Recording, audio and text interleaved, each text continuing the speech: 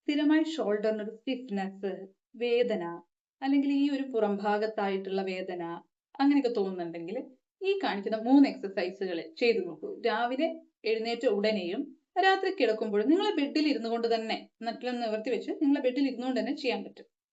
First one, കൈവിരലുകൾ ഇങ്ങനെ ഷോൾഡറിന് മുകളിൽ വെച്ച് കൈമുട്ടുകളെ യോജിപ്പിച്ച് ദെൻ സൈഡിലേക്ക് സ്പ്രെഡ് ചെയ്യുക. ശ്വാസത്തിന്റെ കാര്യത്തിലാണെങ്കിൽ ശ്വാസം ഉള്ളിലേക്ക് എടുത്തുകൊണ്ട് ഇങ്ങനെ സൈഡിലേക്ക് സ്പ്രെഡ് ചെയ്യുക, ശ്വാസം വിട്ടുകൊണ്ട് ഇങ്ങനെ യോജിപ്പിക്കുക. ഇതൊരു 10 തവണ കണ്ടിന്യൂസ്ലി പ്രാക്ടീസ് ചെയ്യാവുന്നതാണ്. ഇനി സെക്കൻഡ് വൺ, നമ്മുടെ വലത് കൈപ്പത്തി വലത് ഷോൾഡറിന് മുകളിലായിട്ട് ഇങ്ങനെ വെക്കാം.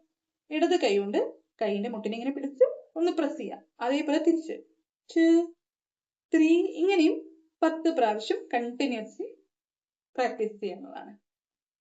ഇനി കൈ ഇങ്ങനെ ഉയർത്തി പിടിക്കാൻ പറ്റാത്തവരാണെങ്കിലോ ചുമ്മാ കൈ ഒന്ന് ഇങ്ങനെ ലോക്ക് ചെയ്യുക നമ്മൾ മുന്നിൽ തന്നെ. എന്നിട്ട് ഇവിടെ വരെ പൊങ്ങുന്നു, ഇത്രേ പൊങ്ങി വരുള്ളൂ എങ്കിൽ അത് മതി. ഇങ്ങനെ ജസ്റ്റ് എത്രയാണോ മാക്സിമം പൊന്തി വരുന്നത് അതുവരെ പതുക്കെ ഉയർത്തുകയും താഴ്ത്തുകയും ചെയ്തുകൊണ്ടിരിക്കുക ഒരു 10 തവണ. അല്ല നന്നായി ഉയർത്താൻ പറ്റുന്നവരാണെങ്കിൽ ഇങ്ങനെ നന്നായി പൊക്കി പിടിക്കാം, അതുപോലെ താഴ്ത്താം.